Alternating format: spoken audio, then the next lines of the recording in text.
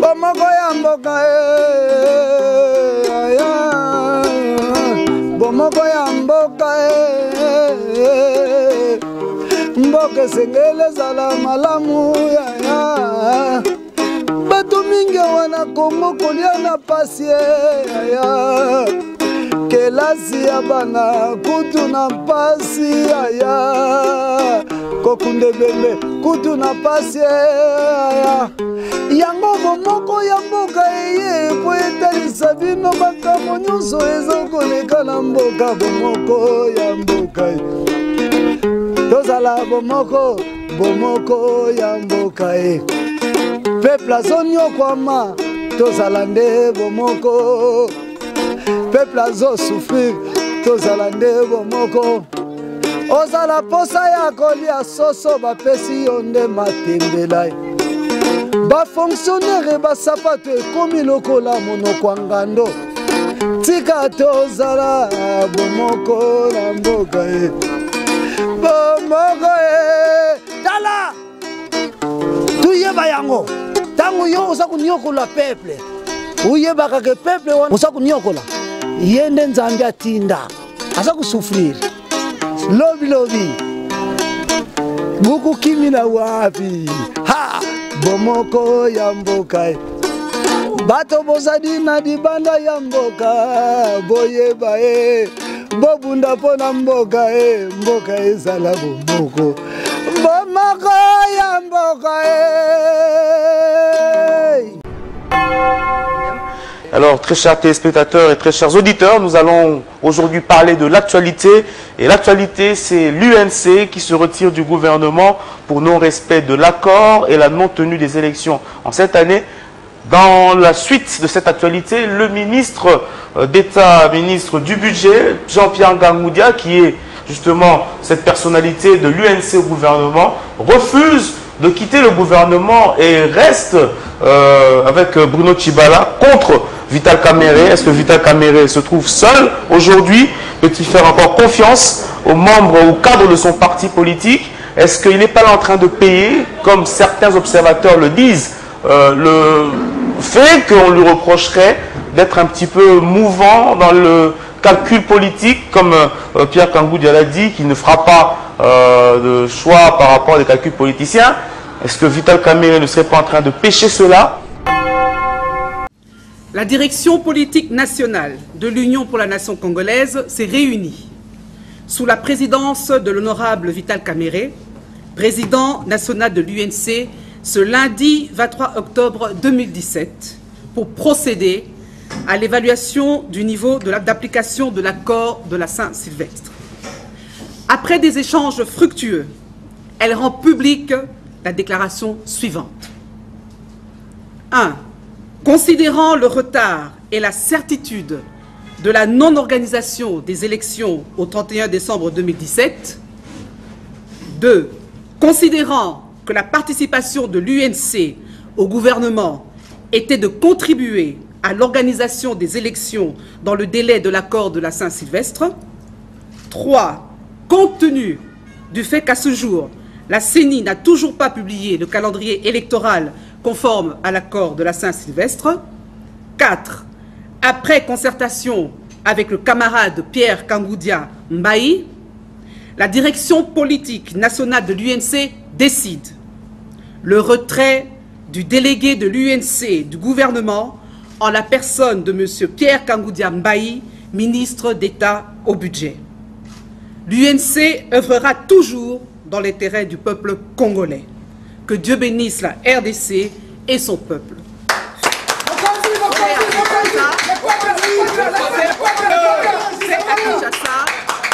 Fait à Kinshasa le 23 octobre 2017 pour la direction politique nationale Vital Kamerhe.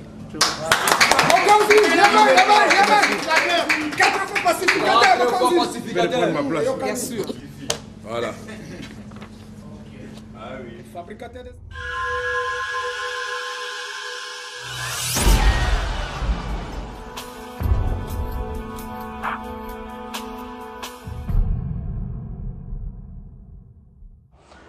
Et deuxième point qui va être discuté lors de cette émission, c'est l'arrivée de Nimrata Aley, dite Nikki Aley, en République démocratique du Congo, l'ambassadrice des États-Unis aux Nations Unies. Officiellement, elle est en Afrique pour revoir les conditions de l'aide américaine. Nous allons discuter de ce qu'attendent les États-Unis par rapport au processus démocratique en République démocratique du Congo. Sur ce plateau, nous avons deux invités et j'ai pris le choix, le plaisir de pouvoir vous inviter, Dr Sélé Yemba, qui est communicateur de l'Union pour la Nation congolaise UNC, parti cher au président Vital Kamerhe. Bonsoir. Bonsoir. Monsieur Edgar Ilunga, vice-président du parti du Nouvel Élan du Congo Paneco, parti de la majorité présidentielle, parti cher au président Bernard Kayumba.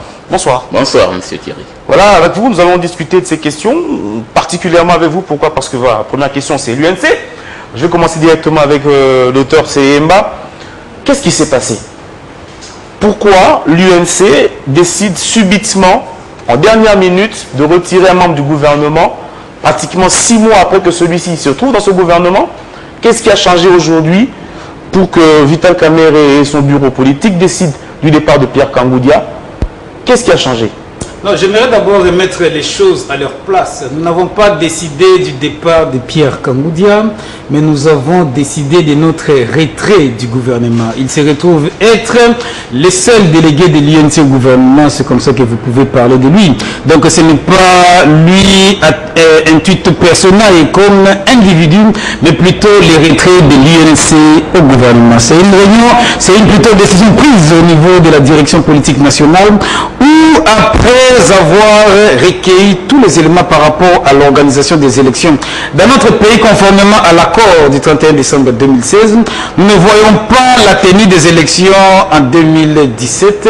Nous pensions que c'était peut-être encore dans des coulisses ou que ce n'était pas encore acté, mais avec le propos de Corneille Nangaa de 504 jours au-delà, ou alors après l'enrôlement de tous les Congolais, c'est de l'étranger y compris, et aussi avec les documents qu'il a eu à remettre à ceux qui ont été à la tripartite Seni Sensa gouvernement, ou qui a été fait fuiter, qui a fuité par ces magazines, j'allais dire international, que vous connaissez, Afrique Arabe avec notre frère Hugo. La CENI projette la tenue des élections au dimanche 15 décembre 2019. L'Union pour la Nation congolaise a fait l'évaluation de l'état des lieux et nous avons conclu que pour nous, il serait et restera inacceptable que les élections se tiennent à cette date. Si nous étions au gouvernement, c'était pour organiser les élections au plus tard le 31 décembre 2017, pas en 2018, moins encore, surtout pas en 2019. Est-ce que vous étiez dans la même pensée avec votre délégué au gouvernement? Parce on a échangé avec lui 1h30 durant avant que cette décision ne tombe.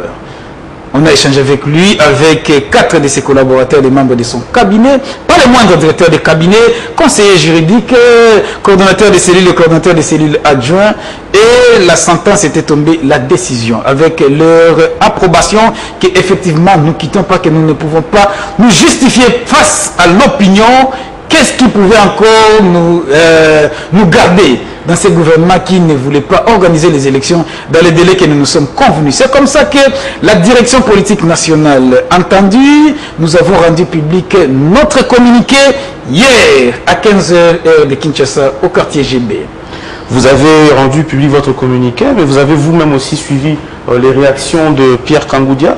Est-ce que vous pensez qu'il a tort de penser que le choix de retirer les délégués de l'UNC au gouvernement ne répond qu'à une démarche politicienne? Il est là en train de faire la politique et il est là pour des raisons politiques. Vous comprenez qu'il n'a rien dit de si nouveau.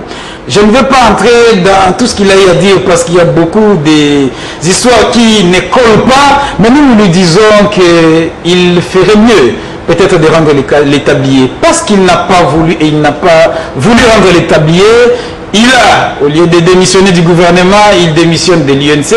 Nous lui souhaitons bon vent. Nous pensons que le président de la République et le premier ministre que nous avons saisis par ampliation, juste après la réunion de la DPN, leur faire voir et comprendre de ce qu'a été la décision de la DPN, vont tirer toutes les conséquences. Mais ici, nous aimerions que l'opinion retienne que l'UNC ne fait plus partie du gouvernement de Bruno Tshibala. L'UNC continue à protéger les acquis de l'accord du 31 décembre où nous disons que les élections dans cet esprit-là pour sauver ce qui peut être sauvé afin d'éviter peut-être les pires à la nation. Parce que je ne vois pas cette population congolaise que nous défendons accepter de voir Joseph Kabila à la tête du pays jusqu'en décembre 2019. Si les autres vont l'accepter, l'UNC ne va pas l'accepter. Nous, peuple congolais, nous ne l'accepterons jamais. Ça, c'est notre position. Docteur Selem, merci. Edgar Ilunga, vous êtes vice-président du parti du Nouvel Élan du Congo, PANECO, parti nouvellement entré dans la majorité présidentielle. Vous avez suivi ce qui se passe avec le ministre Pierre Kangoudia et l'UNC qui se retire du gouvernement. Comprenez-vous la démarche de l'UNC qui ne veut plus partager avec vous, la majorité notamment, la responsabilité de la non-tenue des élections en décembre 2017? Nous sommes bien désolés d'apprendre de la bouche même du communicateur principal de l'UNC que les choses se passent comme cela. Vous savez que de la transhumance politique, du nomadisme doctrinal, c'est peut-être de ça que souffrent beaucoup d'hommes politiques congolais. Nous pensions que le président Kaméré avait la carrure pour s'en débarrasser et donner le flanc à quelque chose d'essentiel, l'unité du pays et sa souveraineté. Parlant de l'élection, ou des élections en général, il a été au four et au moulin lors du dialogue de l'Union africaine et même de celui du centre intérieur Cézanne. Peut-être qu'il avait autant d'espoir qui n'ont pas abouti, mais il a joué un rôle que nous avons pu apprécier. Mais de voir un jour se dire, parce que l'issue quelque part, il sera lié au rassemblement de l'Imété, et que là l'écho n'a pas été favorable, et qu'aujourd'hui il puisse se débarrasser de son bras droit, de 3 décennies de vie commune, Pierre Kangoudia, nous nous posons des interrogations sur la classe politique congolaise. Mais l'UNC s'est débarrassé, a quitté le gouvernement, ne s'est pas débarrassé de Kangoudia. Ben, c'était peut-être une façon de se débarrasser de lui. Quand bien même l'UNC aurait décidé de quitter le gouvernement, cela n'aurait pas l'écho qu'on attendrait de Vital Kamerhe, encore moins de l'UNC. Ils ont signé l'accord de l'Union africaine, ils ont signé l'accord de la CENCO, pour se dire que dans le cas où les élections ne seraient pas tenues au 31 décembre, le SENSAP, la CENI et le gouvernement auraient la latitude de trouver un délai au cours duquel on pourrait organiser de nouvelles élections. Ils le savent autant que nous. Ils n'avons pas le temps de dire autre chose à la population qui s'écarterait de la grande vérité. Elle est celle-là.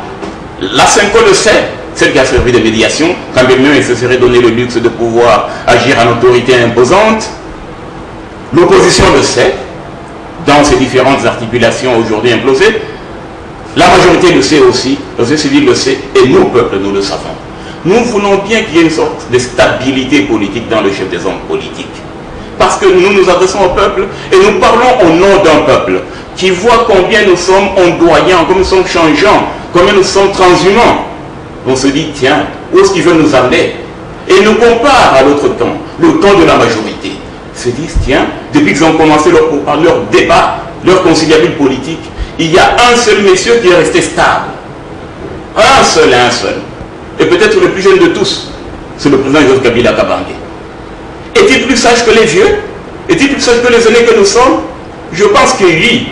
Parce que quelque part, quand il y a un petit feu qui brûle dans une maison, une flamme qui commence à couver, il est dit que les sages du groupe se mettent ensemble et puis s'éteindre cette flamme-là, ou cette étincelle qui respirait de brûler toute la maison. C'est le cas aujourd'hui à l'UNC. Nous pensions qu'il y a des sages. Nous pensons également que la nuit porte conseil pour que M. Vital Kamerhe, président de l'UNC, et Jean-Pierre Kangoudia, qui a été fait ministre du budget pour le compte de l'UNC, se mettent ensemble. Ce sera pratiquement un coup de sagesse qui pourrait inspirer la jeunesse. Parce qu'au sein de l'UNC, il y a la jeunesse, il y a des jeunes, dont maître ou docteur Sélé Yemba. Je pense que vous devez faire honneur à votre rang pour inviter vos aînés. M. Vital Kamerhe, et M. Pierre Kangoudia à faire la paix entre eux. Le peuple congolais en a besoin, grandement besoin, pour que vous puissiez mériter de parler au nom du peuple. Sinon, vous ne l'aurez pas. Merci. Eh bien, Dr Selemba, qui trompe qui? Pierre Kangoudia l'évoque si bien. Vous faites allusion au processus électoral qui n'est pas respecté, la CENI qui annonce les élections après 504 jours après la fin de l'enrôlement. Mais en principe, la première sanction devrait tomber au délégué de la CENI, de l'UNC à la CENI. Mais depuis tout ce temps qui se trouve là, vous n'avez jamais demandé de quitter. Pourtant, on a vu le MLC vouloir changer les siens. L'UNC n'a pas changé. Et l'UDPS est même dans cette démarche pour changer Kalamba. Mais jamais on a vu l'UNC vouloir faire partie de son délégué. Et deuxièmement, l'UNC n'est pas non informé que les élections, le processus après l'enrôlement peut prendre 504, 620 jours, comme c'était annoncé à la CENI de l'Union africaine. Et même au niveau de la CENCO, qui trompe qui? Vous étiez informé? Pourquoi en faire des arguments pour justifier le retrait de Pierre Kangoudia du gouvernement? À vous entendre ou à l'entendre parler, quand nous lisons les communiqués de presse qu'il a eu à lire lui-même aujourd'hui, je n'ai pas reconnu le Pierre Kangoudia intelligent, perspicace et fort que moi j'ai connu. Je ne l'ai pas reconnu avec des raisons qui ne tiennent pas debout. C'est-à-dire, vous sentez que l'homme cherche à s'accrocher sur quelque chose pour justifier l'injustifiable. Ce n'est pas faux. Vous avez demandé à la CENI, vous n'avez pas demandé de partir. Pourquoi sont les membres du gouvernement? Et pourquoi on devait commencer par lui, pas Pierre Kangoudia? Vous pouvez avoir une question, une réponse si... Il est à la CENI bien avant. Poser des questions justement, je réponds à votre question. Il est à la CENI bien avant Pierre Kangoudia qu'il est au gouvernement. Ah, c'est ça la raison. C'est l'une des raisons. Il est là où justement se gère la question électorale. Je vais vous démontrer que tout ça, ce sont des faux fouillants et que l'homme cherche à justifier l'injustifiable. Il est là par le fruit de l'accord. Ceux qui sont à la CENI ont commencé bien longtemps. Il a peut-être oublié encore d'évoquer une autre raison qu'il a évoquée sans le dire à haute voix à l'Assemblée nationale avec nos délégués comme députés. Tout ça sont des faux fouillards. J'aimerais apaiser mon aîné par rapport à cette histoire Pierre Kangoudia, Vital Kamerhe. Il n'y a pas de guéguerre. Ne mélangeons pas les gens. Ils ne sont pas sur un même niveau. Vous comprenez que l'homme tient à tout prix à rester ministre d'État. Nous lui souhaitons bon vent. Mais pour ce qui est de l'Union pour la nation congolaise, nous ne cessons de dire que nous ne faisons plus partie de ces gouvernements. Je suis estomaqué d'entendre de la bouche du secrétaire général sur le plateau que nous savions, du vice-président plutôt, que nous le savions, que 504 jours, que la 621 jours d'ailleurs. Merci d'avoir ajouté. Demain, je crains que ça ne soit 750 jours. Vous comprenez qu'il n'y a aucune volonté d'organiser les élections tant que Joseph Kabila ne sera pas candidat à sa propre succession. C'est ça la vérité qu'ils ne veulent pas dire au peuple. Nous, on ne peut pas les cautionner. Et ça n'arrivera jamais. Mais le vice-président a dit ici que la tripartite devait nous fixer une date. Il a oublié de signaler que les conclusions de la tripartite n'ont pas donné la fameuse date quand est-ce que les élections doivent se tenir. Ce n'est toujours pas connu. Mais avant cela, la tripartite devait d'abord évaluer le processus électoral par rapport à une date qui devait être préalablement fixée par la CENI au plus tard, le 31 décembre de cette année. La date n'a jamais été connue et la projection qui devait venir de la tripartite, qui devait d'ailleurs être une réunion technique, a plus été tout sauf une réunion technique où ils sont sortis avec une consommation de plus de 260 000 $ qui sont sortis de la caisse de l'État pour les 3, 4, 5, 6 jours que la tripartite a eu à prendre. Nous disons que tout ça, on multiplie les raisons pour ne pas organiser les élections en République démocratique du Congo. C'est comme ça que nous avons demandé à notre ministre de rendre les tabliers après concertation et après avoir aplani les angles. Nous avons rendu public les résolutions de la direction politique nationale de l'INC et nous avons saisi le Premier ministre et le Président de la République pour leur signifier que nous étions au gouvernement pour organiser les élections. Nous quittons pour une raison qui est claire et précise. Les élections ne se tiendront plus cette année. Pire que ça, ça se tiendra au mois de décembre 2019. Sans rire. C'est vous qui... Non, je suis en train de vous donner les éléments du document déposé par Nanga à la tripartite. C'est connu de tout le monde. Dimanche, que 15 décembre 2019. Si vous, Africa TV, ça vous arrange. Officiellement, nous n'avons pas encore de calendrier. Donc c'est une date qui peut changer. Et donc, qui peut aussi aller plus loin. Plus loin. Parce qu'après les assises de la tripartite, Nanga est passé encore dans les médias pour dire que ça peut aussi aller au-delà des 504 jours. Donc, on nous prend pour des oies sauvages, on peut nous balloter dans tous les sens. Il n'y a que Corneille Nanga qui connaît la vérité autour du calendrier et de la tenue des élections. C'est-à-dire, nous bypassons, vous, les parties prenantes aux élections, nous disons, nous ne pouvons cautionner cette forfaiture et nous allons nous y opposer. Ensemble avec les amis de l'opposition et le mouvement de la société civile, nous serons obligés de mettre en application l'article 64 pour sauver la démocratie s'il le faudra. Merci Edgar Lunga, vous avez suivi votre co-débatteur. La raison principale, c'est la non-tenue des élections. La majorité présidentielle que vous représentez ici sur ce plateau, fait et multiplie, semble-t-il, selon leurs arguments, les subterfuges pour maintenir Joseph Kabila au-delà de son mandat et faire tout pour qu'il puisse se représenter aussi aux prochaines élections. Tant que l'issue ne sera pas trouvée, on continuera à ajouter des dates, 524 jours, 621 jours, 700 jours s'il le faut. Il faudrait que Joseph Kabila soit candidat président. Nous allons bien parler du président Joseph Kabila Kabange, président de la République, chef de l'État. Mais je voudrais d'abord aborder ce faux fuyant, cette sorte de fuite en avant de l'UNC par rapport aux élections. Ils ont été pratiquement partie prenante à l'UIA comme au centre intégré Cézanne. Bien avant, concertation nationale. Et ils savaient très bien, Nanga pendant les assises leur avait dit que les élections ne seraient pas possibles en 2017. Ils le savaient autant que les prêtres qui étaient là et qui assuraient la médiation. Mais je ne peux pas l'accepter. Il y a une sur le plateau. Un des articles de cet accord. Il semblerait parce que Nanga c'est un chrétien. Si tel était le cas, il allait dire que c'est faux et archi-faux. Moi, je n'ai pas accepté cette date. Alors, il avait accepté que ça soit au 28 avril 2018. À la Senco 2018, à la Senco, tous les experts du rassemblement et ceux de la majorité, ils nous ont convaincus qu'il était possible qu'on aille au 31 décembre 2017. L'UNC ou bien les signataires de l'OIA ont apposé leur signature. La majorité présidentielle du rassemblement, le rassemblement a signé. La majorité présidentielle a signé, l'UNC a signé, la CENILAC. C'est ce qu'évoque Nanga. Non. Pourquoi Nanga en son temps ne l'avait pas dit? Ne prenez pas des gens des idiots. En son temps, il ne l'avait pas dit. Pourquoi? Vous avez pris mon temps, allez récupérer. Merci. Vous lirez très bien dans l'accord de la Senco. Il y a un article qui dit bien, dans le cas où on serait... Le point 4.2. On ne serait pas en mesure d'organiser les élections au 31 décembre, les trois institutions se retrouveraient pour juger de l'opportunité d'une élection à une date ultérieure. C'était resté ouvert. Ça a été donné avec la tripartite. Peut-être que vous êtes au courant. Ça a été donné officiellement? Aucune date. Vous sentez que tout est fait pour guérir? Lorsque vous avez cultivé du maïs et que vous les récoltez après un mois, vos maïs auront été non mûrs. La tripartite, 504 jours. Ça veut dire que, même pour le CENSA, pour la tripartite, ils ont tenu une deuxième réunion. Et une réunion qui n'a pas la couleur législative. Parce que le CENSA n'a pas encore été autorisé à fonctionner par notre Parlement. Mais ça, vous le savez. Finalement, nous sommes, selon vous, nous sommes d'accord. Aujourd'hui, nous devons juger de la chose avec le plus grand sérieux qui soit. Oui. Nous disons bien, c'était une réunion qui en appelle d'autres. Il n'est pas bon qu'à la première réunion qu'on attende que la tripartite nous donne un calendrier. Et l'accord a dit qu'il faut qu'il y ait plusieurs réunions. Peut-être selon vous, moi je n'ai pas lu ça ici. Non, on n'a pas monté le CENSA pour vivre pendant une semaine.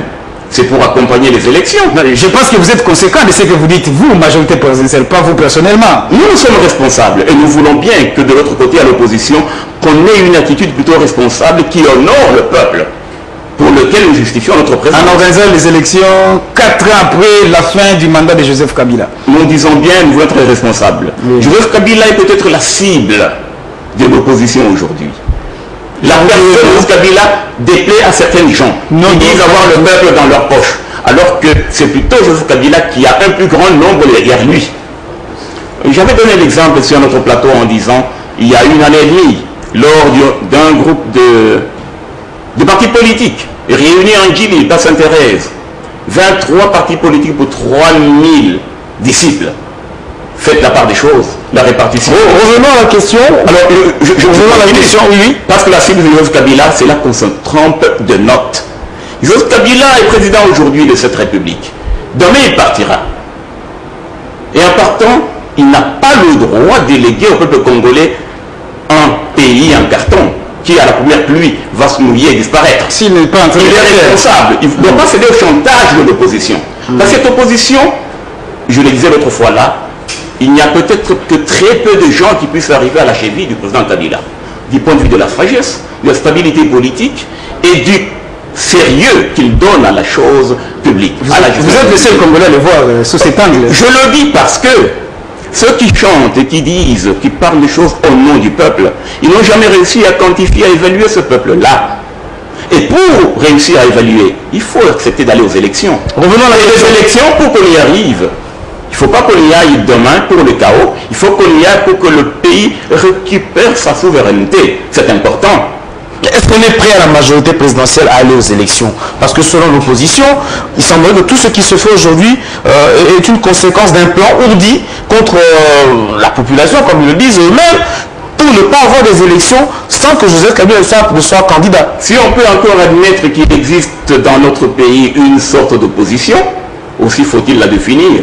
À ce moment, on se dirait, il aurait oublié de préparer les élections. Mais par contre, dans le camp de la majorité, les gens se préparent et s'activent. Ils vont ici et là pour s'assurer de leur base électorale. De l'autre côté, rien n'est fait dans ce sens. Par contre, des rumeurs courent sur des coups bas, des coups fourrés. On n'est pas sourd, encore moins aveugle. Et nous pensons que ce n'est pas ce mets-là, ce plat-là qu'on doit offrir au peuple congolais. La paix coûte cher et nous n'avons que cette paix-là à sauver. Le patrimoine unique que nous puissions avoir, c'est le Congo. Nous devons le sauver. Il n'a jamais été un patrimoine de l'humanité. Il est à nous et c'est à nous de le gérer. On ne doit pas le gérer sous l'impulsion ou l'injonction extérieure. Edgar Lumumba, pensez-vous que le processus électoral tel que présenté aujourd'hui préserve la légitimité et la légalité du peuple congolais de pouvoir désigner ses propres dirigeants dans un temps respectable et respectueux de la Constitution? Vous, autant que moi, nous savons que nous sommes régis par la loi fondamentale, notre Constitution, qui engage tous les Congolais et qui vit encore aujourd'hui et qui va nous survivre. Mais qui nécessite qu'on révise certaines dispositions. Donc la loi constitutionnelle existe et elle est là pour tout le monde. Nul ne peut s'arroger le droit de se dire non, non, cette constitution-là n'est plus sur notre accord. L'accord est même informel. Qui a acquis, qui a requis le droit du peuple, l'approbation du peuple, l'aval du peuple, pour dire que l'accord dévance ou déclasse, supplante la Constitution? Personne. Et nous devons, nous, hommes politiques, agir en grand responsable et ne dire que la vérité. Et la grande vérité à la population. En respectant cette population, car demain, nous aurons la chance, si Dieu se trouve, que l'opposition passe au commande des affaires, on va vous rendre la monnaie de cette pièce-là. Docteur Selema, pour clôturer ce dossier sur l'UNC, qui a ouvert plusieurs portes d'ailleurs, l'UNC, maintenant nous constatons que Vital Kamerhe se présente comme un peu seul. Pierre Kambouda, c'est 30 ans de vie, d'amitié, de relations, de beaucoup de partage. Et c'est Pierre Kambouda qui part aujourd'hui. Vital Kamerhe peut se sentir un peu trahi par l'un de ses plus proches. Est-ce qu'il peut encore faire confiance à ces hommes et femmes qui l'entourent autour de l'UNC? Ou est-ce qu'il n'est pas en train de pécher lui-même le fait que certains lui reprocheraient de ne pas tenir un discours tout droit, rectiligne, un petit peu trop sinueux dans la démarche? Vous le comparez à qui son discours sinueux? Vous pouvez me citer 1, 2, 3 noms à qui vous le comparez pour Je ne parle pas par approche comparative, mais il semblerait que on estime que Vital Kamerhe est changeant. Il change souvent. Sans me donner quelques références pour que je change d'opinion. Je ne fais que répercuter l'opinion de la majorité présidentielle. Alors, vous n'avez pas peut-être tout pris quand vous dites qu'il est changeant. À vous de répondre, dites-nous. Non, moi je le connais pas. Vital Kamerhe ne serait pas seul maintenant aujourd'hui. On l'a laissé par Iwanga, on l'a laissé par Lubaya, on l'a laissé par plusieurs cadres du parti. Aujourd'hui, est-ce que ces départs n'affectent pas un peu la personne de Vital Kamerhe et l'UNC en général? Je vous dirais que ces départs lui ont donné encore plus de force qu'avant. Abdoulaye Wade, avant qu'il ne soit élu, il y a eu beaucoup de départs autour de lui et l'élection présidentielle, il avait gagné. Je parle de sa première élection. Vous dites que Vital Kamerhe est seul, peut-être que vous avez oublié. Jean Baudouin Mayo Mambeke, Billy Kambale, Selemba, Douglas, Fiston Bongeli, vous avez oublié Molendo Sakombi. Je peux vous citer toute une suite de cadres de qualité et en quantité suffisante. Ceux qui sont partis... passer 30 ans de relation avec Kangoudia, à tout moment, qui peuvent même aller au-delà, parce que dans une relation, ce n'est peut-être pas la durée, c'est peut-être aussi la qualité de cette relation. Et aussi, à la fin, c'est la fin qui justifie tout. On peut avoir pris beaucoup de temps dans une histoire pour que finalement, à la fin, ce soit le divorce. Peut-être que c'est salutaire pour nous ou pour lui, parce que vous parlez de lui. Je n'aimerais pas qu'on insiste trop sur ce qui s'est passé hier et aujourd'hui. On risque de donner de l'importance aux épiphénomènes. L'UNC reste un réservoir d'intelligence et de compétences. Vous allez remarquer, et vous l'avez déjà remarqué avec le départ des autres. Avez-vous entendu que la maison s'est fissurée? Pas du tout, parce que le départ de Kangoudia n'est pas une grosse fissure? Même pas, un tout petit peu, même pas. Nous continuons à travailler aux côtés du peuple congolais. C'est le peuple qui a compris que Vital Kamerhe a été plus clairvoyant avec la direction politique nationale, a pris la bonne direction au moment opportun pour que l'histoire ne dise pas que nous avions pactisé avec les ennemis de la République qui n'ont pas voulu nous organiser les élections dans les délais que nous sommes tous convenus. Et je pense que nos amis de la majorité sont conséquents par rapport aux postures qu'ils sont en train de prendre, parce que ce qui arriverait demain sera sur votre tête. C'est avec des larmes d'ailleurs que je peux dire aux yeux de constater que Joseph Kabila, il a eu tout un mandat de 2011 à 2016 sans organiser les élections. On lui ajoute une année jusqu'en fin 2017, incapable toujours d'organiser les élections. Il demande qu'on aille jusqu'en décembre 2019. Donc de 2011 à 2019, je préfère ne pas faire la comptabilité de ces années. L'homme a été incapable d'organiser les élections. Pourquoi vouloir quitter la politique ou alors la présidence par une si petite porte qu'on retienne qu'après nous avoir mis dans un ordre constitutionnel après Santiti, qu'il soit incapable de pérenniser l'œuvre de ses propres mains et que lui-même chamboule tout comme un château de cartes. C'est le docteur Je crois qu'on soit en train de perdre la boussole lorsque on centre tous les efforts sur un seul individu. C'est lui le garant de bon fonctionnement des lorsque la CENI décide de 504 jours. Elle est l'organe technique qui est composé autant de la majorité, de l'opposition, de la société civile, de tout le monde. Ici, je vous informe que Nanga a pris cette décision sans que ça ne passe au niveau de la plénière. Informez-vous. Ça, on va fouiller. Mais alors, que ce soit le président Kabila qui en ait décidé, je pense que c'est trop dire. D'accord. En tant que garant de bon... Non, il y a ceci. Nous allons poursuivre cette émission. Il y a bien loin. Il y a bien loin. Disons, en tant que garant de bon fonctionnement, il a le devoir de s'assurer que toutes les institutions fonctionnent comme il se devait, conformément à la Constitution dont il est le protecteur. Vous êtes médecin, n'est-ce pas? Bien évidemment. Vous allez tolérer que moi, qui ne suis pas médecin, je puisse m'arroger le droit de traiter quelqu'un, d'opérer quelqu'un qui souffre d'une hernie inguinale?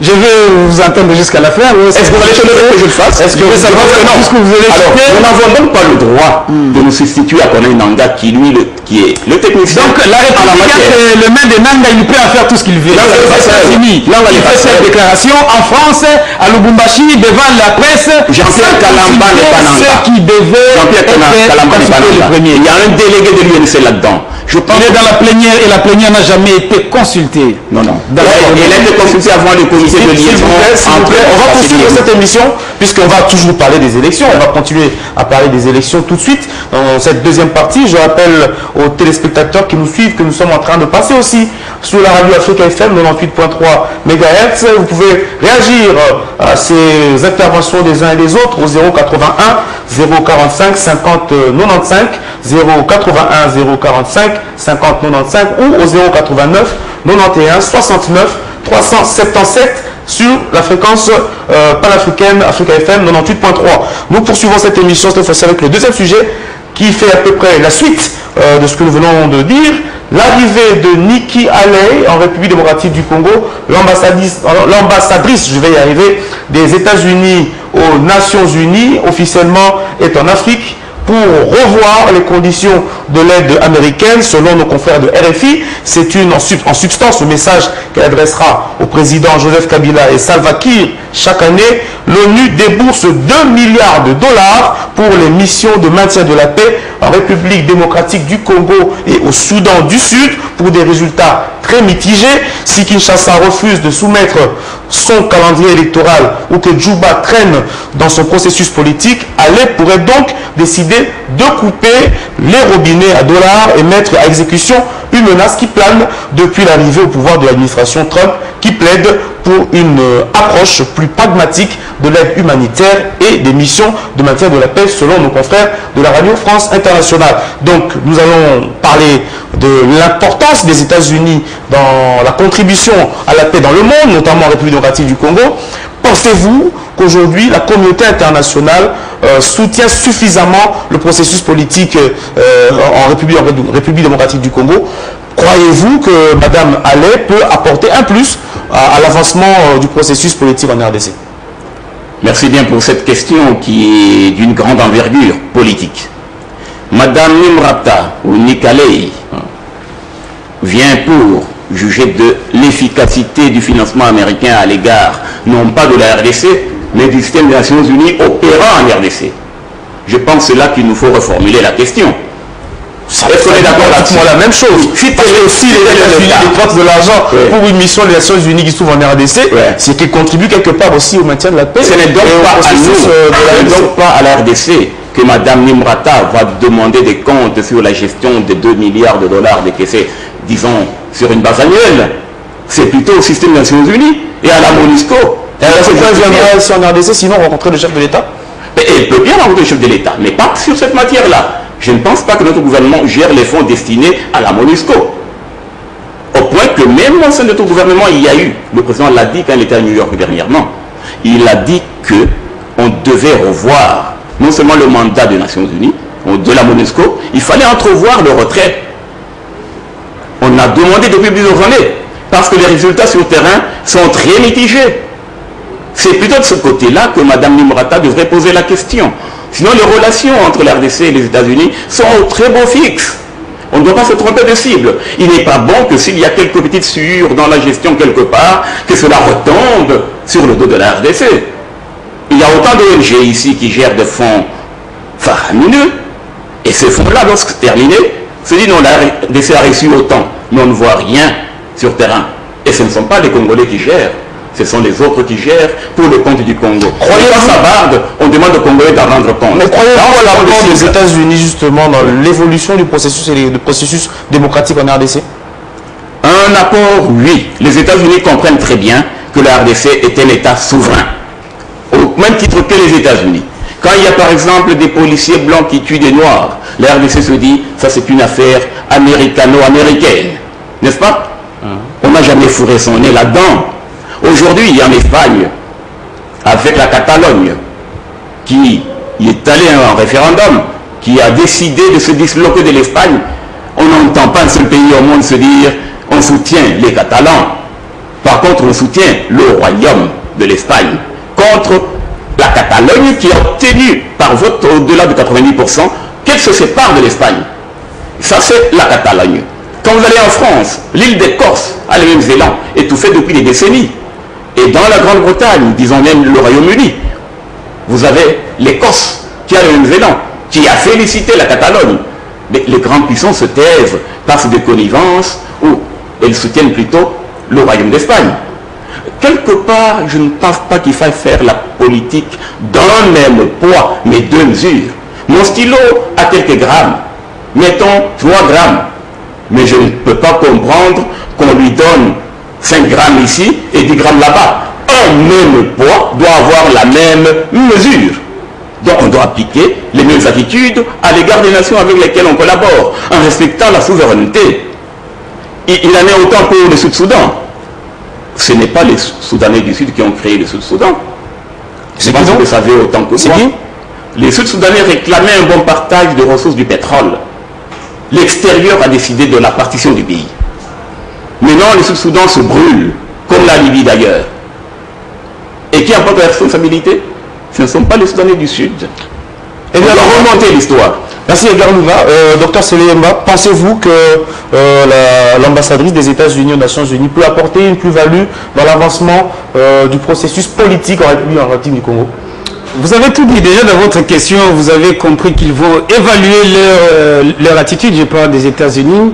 Si jamais les calendriers électoraux n'étaient publiés, ils ont besoin d'une bonne clarté, oui, une bonne lisibilité du processus démocratique dans notre pays. C'est ce que demandent les États-Unis, pas seulement les États-Unis, j'allais dire, mais tous les bailleurs de fonds internationaux, que l'appui ou l'aide en République démocratique du Congo était tributaire de la qualité du processus démocratique. Ça a été dit à haute intelligible voix. C'est comme ça que vous voyez même le Fonds monétaire international, les institutions de Bretton Woods, FMI, Banque mondiale et consorts, ne pas nous venir en aide tant qu'il n'y aura pas une bonne visibilité du processus démocratique. C'est là où je suis en train de dire. J'ai soutenu les vice-présidents quand ils disaient que Joseph Kabila ne devait pas nous laisser un pays en moule, mais qu'il s'active pour ne pas nous laisser un pays désarticulé, parce que c'est comme s'il y a un plan savamment monté pour compliquer l'existence des États, de la République démocratique du Congo, afin de ne pas bénéficier de l'aide de la communauté internationale sur tous ces plans, et compliquer en interne pour que de ces chaos, de cet imbroglio ou de ces désordres, qu'ils puissent se pérenniser ad vitam au pouvoir. Nous disons que nous avons déjà compris ces jeux-là. C'est comme ça que vous voyez des foyers de tension, tantôt Beni Boutemo, Kamuna Sampo n'arrive pas à comprendre, et cette histoire où on a eu à libérer des prisonniers des prisons se sont ouvertes d'elles-mêmes. On nous avait dit qu'il y aura des procès, peut-être que vous êtes au courant. Quand est-ce que ça a commencé? Les conclusions de comment plus de 8 prisons importantes en termes de capacité d'incarcération dans notre pays ont eu à connaître des évasions. Jusque-là, on ne sait pas c'était quoi la cause. Qu'est-ce qui donc vous comprenez que c'est tout sauf un État. Et les États-Unis dépensent beaucoup dans le processus ici à la République démocratique du Congo de paix, de démocratisation. Il était de bonne loi que la responsable des États-Unis vienne vérifier, voir comment tout cela se trame. Mais une donne et dose politique est très recherchée par les États-Unis afin de continuer tout ça. Docteur Seleyemba, en revenant sur l'article de RFI, de conférence de RFI, ils disent que Madame Allais attend de Kinshasa un calendrier électoral. Pensez-vous qu'un calendrier électoral peut être une cause d'apaisement, ou plutôt ce calendrier électoral pourra apporter plus de lisibilité à la suite des choses, et donc apaiser un petit peu les bailleurs de fonds et la communauté politique RDC? Bien évidemment, il y a 2 semaines s'est tenue à New York une réunion sur la République démocratique du Congo, où dans les conclusions, on a demandé à la CENI de publier un calendrier consensuel respectant l'accord du 31 décembre 2016. C'est tout le monde qui attend. Il n'y a pas que la communauté nationale ou nous, les partis prenants aux élections, qui attendent ce calendrier. Il y a aussi la communauté internationale. On ne peut pas financer un pays qui ne veut pas respecter ses propres textes et ses propres lois, qui bastonne, fait tout pour paupériser sa propre population. Ça ne se passe plus comme ça au niveau international. Si c'est dans cette optique que les amis de la majorité pensent qu'ils recevront quelque chose de bailleurs de fonds, ils attendront longtemps. C'est comme ça que j'ai entendu le président du Sensabi demander aux puissances internationales de ne pas financer les ONG, mais plutôt de financer l'État. On ne va pas financer un État qui ne veut pas organiser les choses dans le respect des règles de l'art. Et bien, le processus justement démocratique, vous avez, vous, au sein du PANECO, produit un plan, une proposition qui va être discutée au niveau de la majorité présidentielle. Je ne sais pas si, au niveau de la majorité présidentielle, vous avez déjà versé cela. Oui. Pouvez-vous nous donner un petit peu en substance de quoi il s'agit? Avant que je n'aborde le dialogue constitutionnel proposé ou lancé par le PANECO et son président Bernard Kayumba, je voudrais réagir à ce qu'il a dit là sur les aides qui viennent de l'extérieur.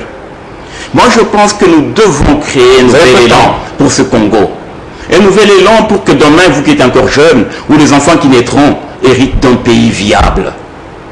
Vous avez suivi un seul pays aller en Espagne, se dire, non, respectez le référendum qui a eu lieu en Catalogne? Vous l'avez suivi? C'est un mot que les Congolais ne veulent pas entendre. Vous l'avez suivi? Je pense que vous n'allez pas dans cet angle-là. Non, non. Je pose juste la question. Est-ce que les États-Unis sont intervenus en Catalogne? Allez, dans votre temps, vraiment. Oui, c'est comme si vous n'êtes plus un pays. C'est qu'on doit vous biberonner, vous encadrer. Voilà pourquoi nous nous disons, nous devons, nous Congolais, gérer notre temps sans impulsion, sans ingérence, ni intrusion, ni interférence extérieure. Quel que soit le temps que cela prenne, 2 jours, 1 année, 3 ans, pourvu que nous soyons en mesure nous-mêmes de financer les élections par nous-mêmes. Quel que soit le temps que ça prendra pour organiser les élections. Même 5 ans encore, s'il vous plaît, nous pouvons laisser tomber des projets, des routes ou autres, pour sauver notre souveraineté et notre indépendance. Parce que lorsque nous mettons cela en jeu... Je vais relancer sur cette question. Oui. Parlez-nous un petit peu de votre plan. Oui. Le dialogue lancé par le PANECO, nous le voulons bien constitutionnel. Pourquoi un dialogue de plus? Ce n'est pas un dialogue qui a déjà eu lieu, il n'a jamais eu lieu, puisque les précédents, les antérieurs, ont été du bluff. C'était des conciliabules politiques entre hommes politiques, qui débouchaient sur le partage de pouvoir. Mais ça va être différent quoi? Nous serons différents dans la mesure où notre dialogue constitutionnel va juste revoir la Constitution dans les matières qui fâchent et qui sont aujourd'hui désuètes. Il y a beaucoup de dispositions qui ne collent plus à la vie, à la réalité politique du pays, qu'il faut revoir à tout prix. Et nul n'a le droit d'interdire au peuple congolais de revoir ces dispositions-là. Donc un dialogue, c'est aboutir à un référendum constitutionnel. Le peuple congolais en décidera, mais il faut lancer ce dialogue maintenant parce que le Congo est malade de sa constitution. Il ne faut pas attendre qu'une tumeur cancéreuse devienne mortelle pour inviter le médecin. Il lui en sait long. C'est maintenant qu'il faut intervenir. Nous souffrons d'un cancer, d'une tumeur cancéreuse que nous appelons le déficit constitutionnel. Nous devons y remédier maintenant. Mais il y a un groupe de Congolais qui se dit, pas maintenant avec le président Kabila, après lui. Il ne faut pas personnaliser la crise. C'est pas lui. Est-ce que la période est appropriée pour parler un petit peu de changement des règles du jeu? Parce qu'il faut reconnaître qu'aujourd'hui, nous sommes dans une période de pratiquement hors constitutionnelle. Oui, mais la Constitution a des dispositions qui couvrent la continuité du pouvoir. C'est donc encore une fois constitutionnel. Et au-delà de ce dialogue constitutionnel, ou dans ce dialogue, nous parlons également de la forme du gouvernement. Nous parlons de mode de scrutin. Vous reprochez quoi à la forme du gouvernement actuel? Vous savez qu'un pays aussi turbulent que le Congo, un pays qui est soumis à des convoitises extérieures de tout rang, un pays que l'on croit ne pas avoir droit à la paix pendant 5 ou 10 ans d'affilée, il faut des institutions fortes et au besoin des hommes qui puissent être entourés d'un pouvoir reconnu par ces institutions-là. Ça veut dire qu'un système parlementaire quand il n'y en a pas ces pouvoirs-là. Nous vivons quel régime? C'est pas possible. Il n'est pas parlementaire, il n'est pas présidentiel, il est semi-présidentiel, avec quelques couacs. Semi-présidentiel, semi-parlementaire. Tributaire des élans, des stabilisateurs de l'opposition. Et là, nous pensons, quels que soient les élans de l'opposition, il faut préserver l'essentiel. L'essentiel, c'est notre souveraineté. L'essentiel, c'est notre indépendance. L'essentiel, c'est notre dignité. D'accord. Or, ce n'est plus dans le chef de nos opposants. Docteur Sélé Yemba, vous avez su votre co-débatteur, il parle d'un dialogue constitutionnel. Donc aujourd'hui, pour le PANECO, la cause des maux de la RDC, c'est les incises, ou plutôt les incompréhensions liées à la Constitution, l'inapplicabilité de certaines de ces dispositions. Le mal du Congo viendrait justement de cette constitution-là, que certains appellent constitution des belligérants, une constitution qui n'est pas adaptée, semble-t-il, aux us et coutumes congolaises. Pensez-vous que la profondeur du problème actuel, c'est la constitution congolaise? Non, moi j'ai plutôt une autre question à poser aux amis de la majorité. C'est quand est-ce qu'ils ont constaté que la Constitution posait problème? C'est en 2006, quand on l'a eu à le voter par référendum avec plus de 75%, ou c'est quand Joseph Kabila devient fin mandat qu'il constate que la Constitution posait problème? Nous sommes bien être si malhonnête à ce point. Non, non, non, ce n'est pas correct et ce n'est pas juste. Moi, je vous donne un conseil, arrêtez de vouloir énerver la population inutilement. Si c'est Joseph Kabila qui doit organiser le référendum pour qu'il se représente, président à vie, soyez-en sûrs, vous allez trouver la population sur votre chemin. Ça ne serait pas un bon jeu et une bonne chose. Je vous déconseille avec supplice. Ne suivez pas ces chemins-là. Il est d'abord tortueux, hasardeux, Il est payé dans le sens où, peut-être que vous ne le savez pas. Vous nous attribuez ce que nous n'avons pas dit. Non, non. Nous disons bien ceci en des termes très clairs. Non. Nous vous avons bien compris que pour vous, le problème c'est la Constitution et qu'il faut aller au référendum pour la changer. Pour d'autres parler de la modifier. Qui disent pour la changer? Docteur Seleyemba, est-ce que vous admettez que la Constitution telle que nous la connaissons aujourd'hui est le produit d'une période post-conflit? La période post-conflit a pris fin quand? En 2016 ou bien c'est quand on a voté la fameuse Constitution? Non, laissez-moi raisonner. Non. C'est d'ailleurs moi je ne peux pas vous laisser débiter pareille chose. Non. C'est gravissime quand même. Nous devons nous égarer habituellement. Laissez-moi parler. Non, c'est mon cas, moi, que vous êtes en train de grignoter. Nous sommes en train de dire ceci. La solution ne passera pas par les référendums. C'est avec beaucoup de peine que je vous dis. Je n'ai pas parlé de référendum. En 20 secondes, allons-y. Je n'ai pas parlé de référendum. Parler d'un dialogue sur la constitutionnelle qui va aboutir ou déboucher sur les référendums, même pas pour modifier la constitution, mais pour la changer. Nous connaissons votre plan. Nous vous dénions les droits de penser ainsi. Si vous persistez, nous allons rééditer janvier 2015. Ça ne serait pas une bonne chose, surtout pour vous. Docteur Seleyemba, on va terminer cette émission. Ces propos comminatoires. Nous sommes très sérieux. Vous êtes vice-président du Parti du Nouvel Élan du Congo. En 60 secondes, votre mot de clôture. Le Congo est malade de sa constitution et cette constitution est sujette aujourd'hui à une sorte de révision pour l'adapter aux réalités actuelles.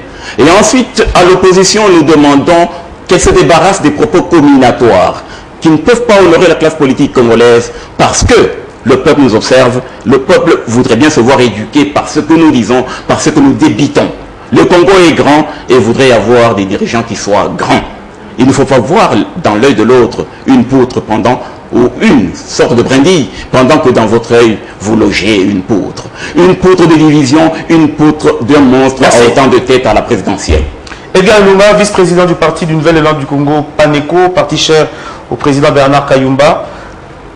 Docteur Seleyemba, 60 secondes pour vous, clôturer cette émission. Je ne serai pas très long. J'aimerais dire que le problème à la République démocratique du Congo, c'est Joseph Kabila, parce que c'est lui le garant du bon fonctionnement des institutions. Il a été incapable de 2011 à 2017 de nous organiser les élections. Il a été incapable d'assurer une bonne vie aux Congolais, ne fût-ce que pour avoir le minimum vital, et que pour nous, il sera inacceptable qu'il continue à rester au pouvoir. Déjà, la Constitution ne lui avait donné la latitude que de ne se représenter que seul 2 fois et pas plus. Aux amis de la majorité de faire trop attention avec les référendums. Nous allons bloquer ce cheminement-là avec la dernière énergie. S'il faudra faire usage de l'article 64, nous allons faire usage de cet article pour contrecarrer les velléités de la majorité qui veulent nous égarer, nous amener loin de l'ordre constitutionnel. Aux prochaines élections, nous allons veiller à ce que tout le monde soit candidat sauf un seul,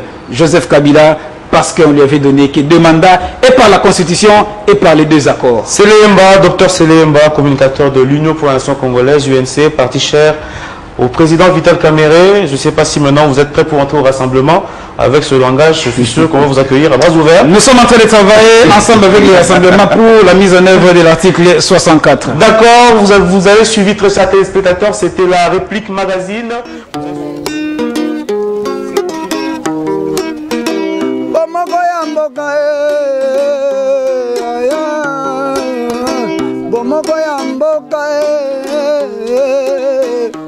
Mboke sengele zala malamu ya bato mingi wana Kongo kolia na pasi ya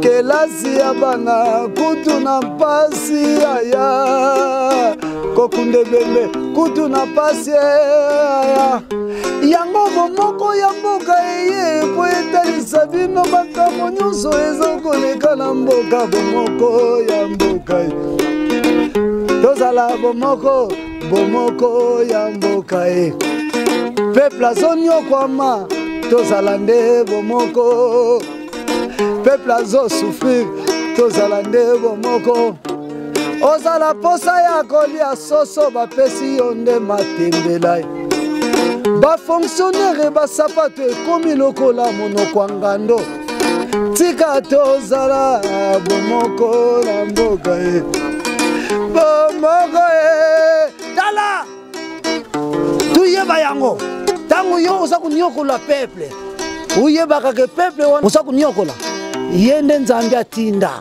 aza kusufriri lobi buku kimina wapi ha bomoko ya mboka e bato bozadi na dibanda ya mboka boyeba e bobunda pona mboka e mboka ezala bomoko bomoko ya mboka e